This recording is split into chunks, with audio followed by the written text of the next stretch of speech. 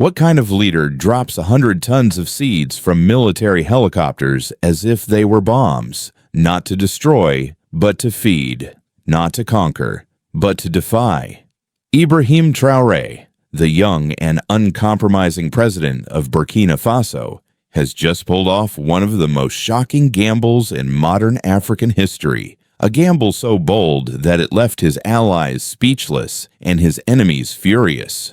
The story did not begin with headlines or press conferences. It began with whispers in the dusty markets of Ouagadougou, where traders swore they saw helicopters flying low over the savannah, their rotors kicking up red clouds. But instead of soldiers, instead of weapons, the machines carried crates. And when farmers walked their fields days later, they found the ground speckled with maize, millet, cassava, peanuts, thousands of seeds scattered across land so dry it cracked like broken glass. To the world, it looked insane. Agriculture is supposed to be careful, controlled, planted row by row. What Traoré ordered looked like chaos, a spectacle destined to fail. International experts mocked it as reckless. Foreign grain exporters whispered to their governments that this experiment threatened the stability of global food markets. Even members of his own cabinet muttered that the cost was too high, the risk too great. But what if it worked? What if this was not recklessness, but strategy, an agricultural ambush, a political earthquake designed to break Burkina Faso's dependence on imported grain and humiliate those who profited from its hunger? The stakes were not just food. They were sovereignty, survival, and the right of a nation to decide whether its children would eat without begging for aid. And so, the world now watches a field of seeds like it would watch a battlefield, waiting to see whether the helicopters dropped hope or humiliation. If you think this is just another story about Africa, you are wrong. This is about power, food, and freedom colliding in the dust of the Sahel. Stay with us, because what comes next will shock you even more. Subscribe now, because the next chapter of Africa's fight for independence will not wait for you to catch up. 100 tons of seeds, the gamble that could swallow Burkina Faso. When the helicopters lifted off from Ouagadougou, they carried no soldiers, no weapons. They carried a gamble, 100 tons of seeds purchased, stored, and loaded under absolute secrecy. For weeks, Ibrahim Traoré's inner circle had gathered in the war room, studying maps like generals preparing for battle.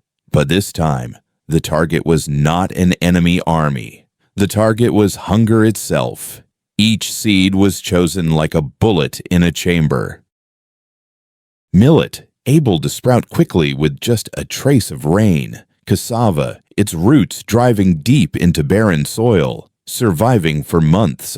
Hybrid maize, developed by African agronomists to endure heat and drought. Peanuts, to restore nitrogen to depleted earth. This was not chaos. This was choreography, calculated with cold precision. The logistics were staggering. Hiring helicopters, coordinating pilots, marking dozens of drop zones across savannas and floodplains, timing the release so the seeds would scatter evenly on the ground. Farmers had never seen anything like it. For centuries, they had bent under the scorching sun, planting row by hand. Now seeds rained from the skies, a spectacle that looked more like war than farming. Critics pounced instantly. Reckless, declared European agricultural experts.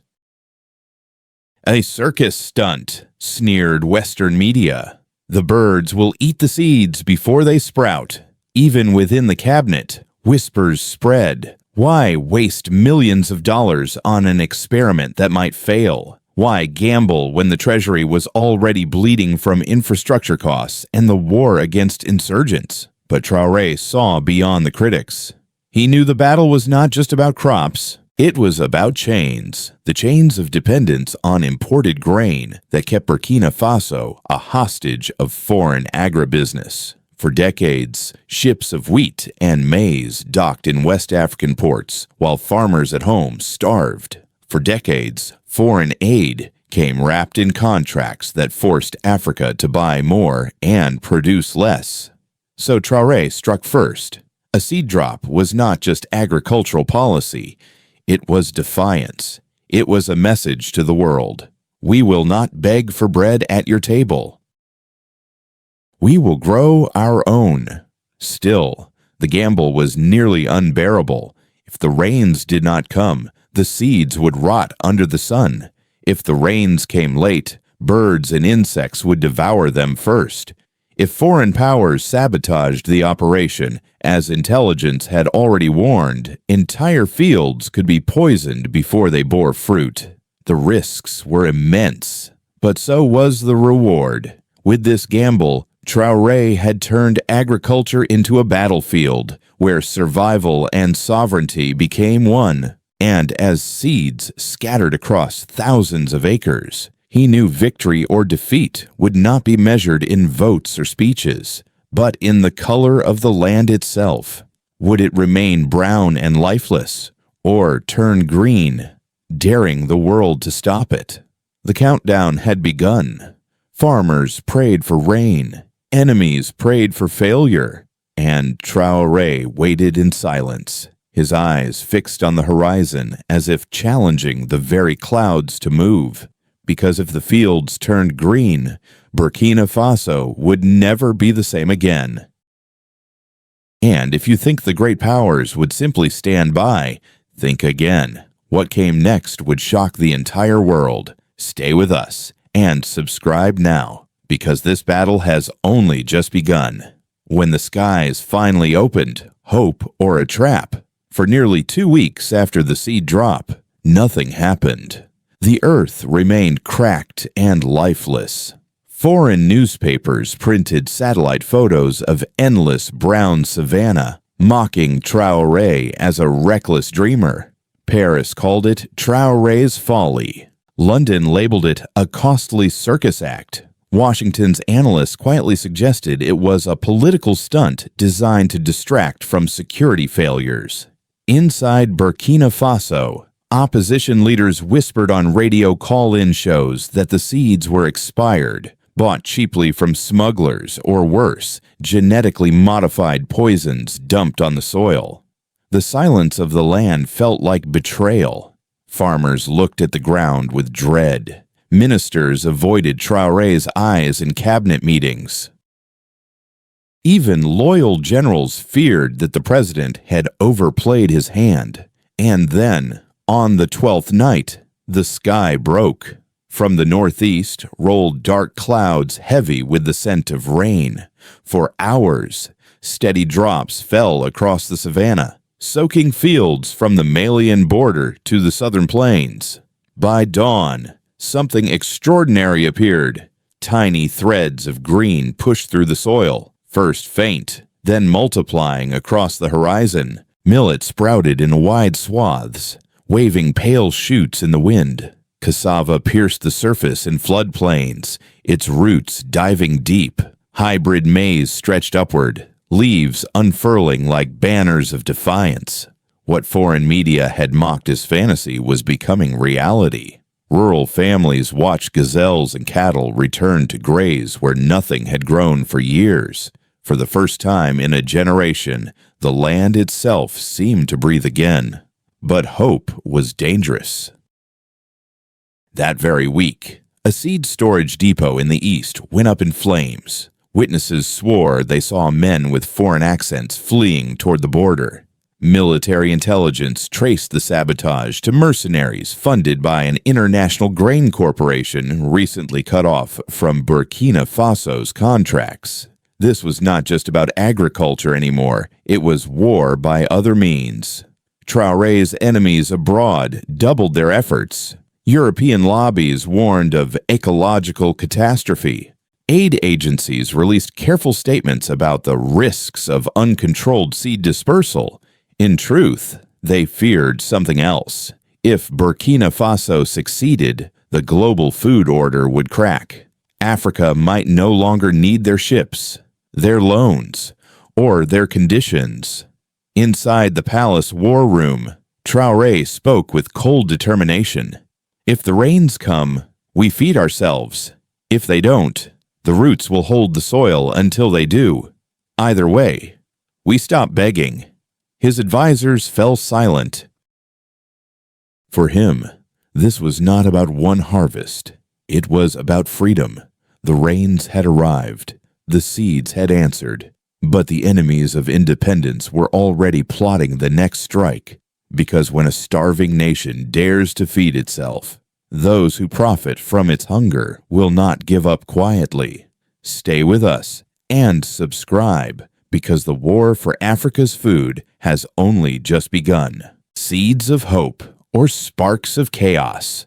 The political firestorm begins.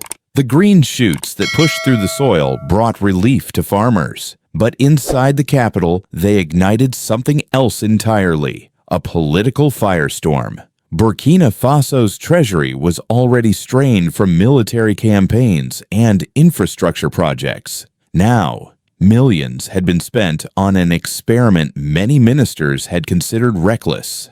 In hushed corridors of power, whispers turned into quiet rebellion.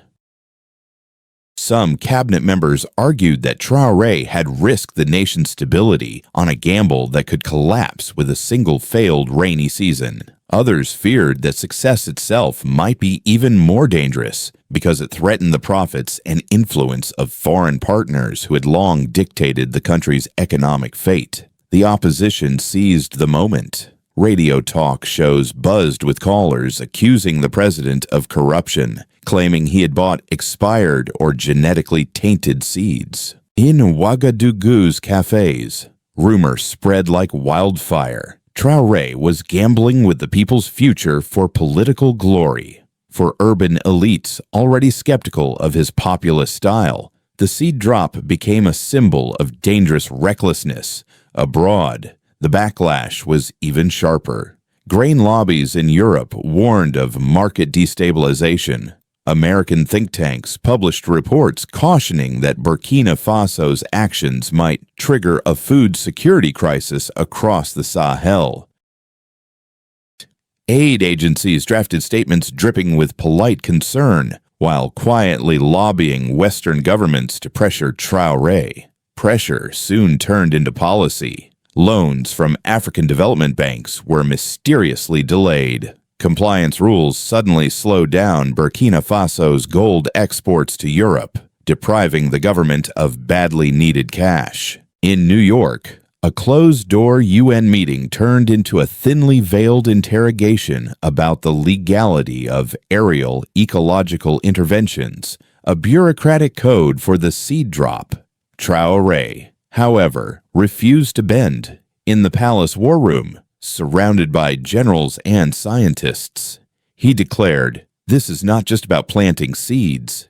It is about planting independence."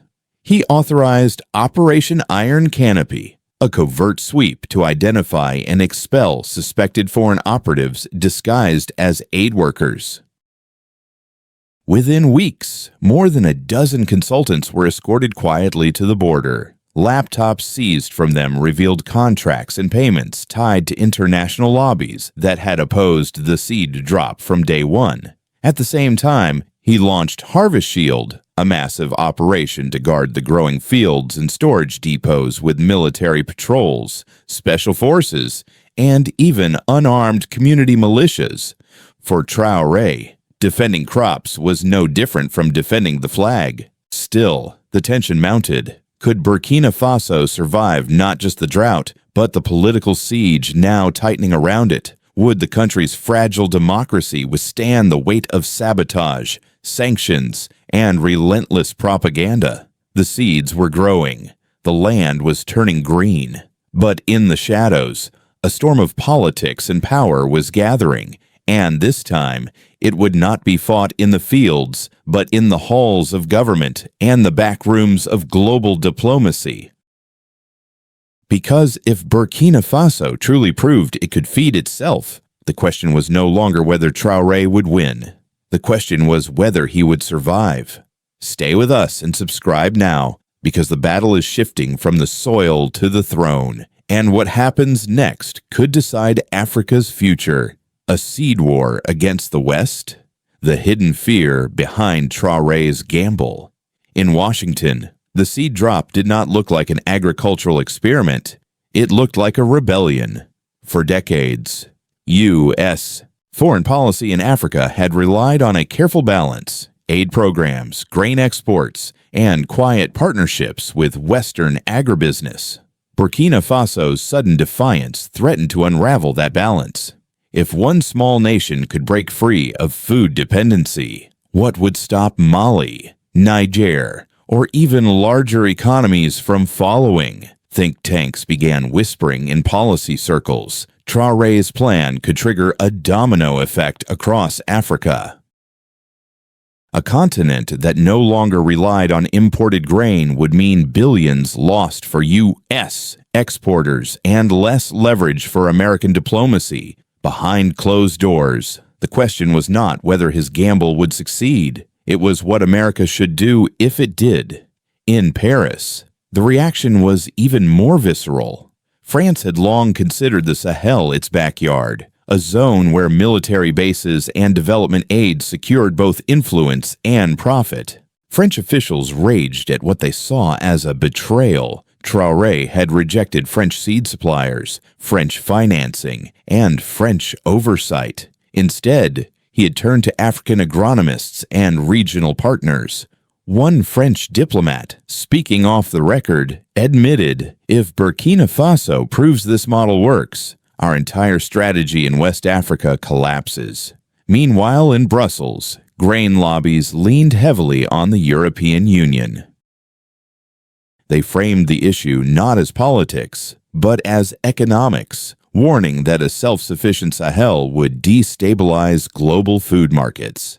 Their real fear was clear. The profits of Europe's agribusiness giants would evaporate if African nations stopped importing their grain. But not every global reaction was hostile. In Ankara, Beijing, and Moscow, analysts saw opportunity. Turkey hinted at barter deals, farm machinery for sesame oil. China quietly studied satellite images of the growing fields. Russia floated offers of discounted fertilizer in exchange for gold. The East smelled what the West feared, an opening to win influence in a region long dominated by Europe and America. Back in Africa, the gamble was reshaping the narrative. Governments in Mali, Niger, and Ghana sent delegations to study the seed drop. Some considered joining Traoré's initiative. Others merely wanted intelligence. For them, the question was simple. If Burkina Faso can do it, why can't we? That was the nightmare scenario for Washington, Paris, and Brussels. Not one nation breaking free, but a continent awakening. And so, as green fields spread across Burkina Faso, the world's most powerful capitals watched with unease. What was at stake was not just grain, but the very architecture of global power. If Africa fed itself, the West would lose its leverage. But the more success Traoré achieved, the more dangerous the game became. Because when sovereignty threatens profit, history shows that diplomacy quickly gives way to sabotage and, sometimes, even regime change. Stay with us and subscribe now, because the fight over seeds may just ignite the next great global conflict after the seeds. What comes next? Africa's gamble with destiny. The harvest was not yet complete, but already Ibrahim Traoré was thinking beyond Burkina Faso's borders. In his war room, maps were no longer marked only with drop zones and rainfall projections. Now they were overlaid with trade routes, livestock corridors, and the outlines of a vision that stretched across the Sahel.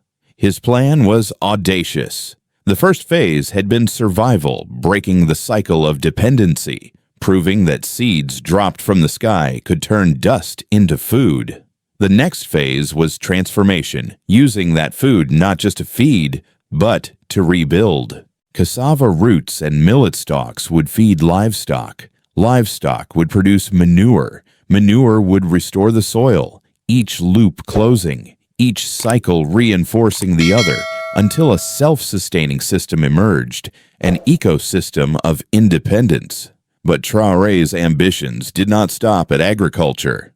Quietly, envoys were dispatched to Mali, Niger, and Ghana with a bold proposal: a Pan-African seed initiative. A united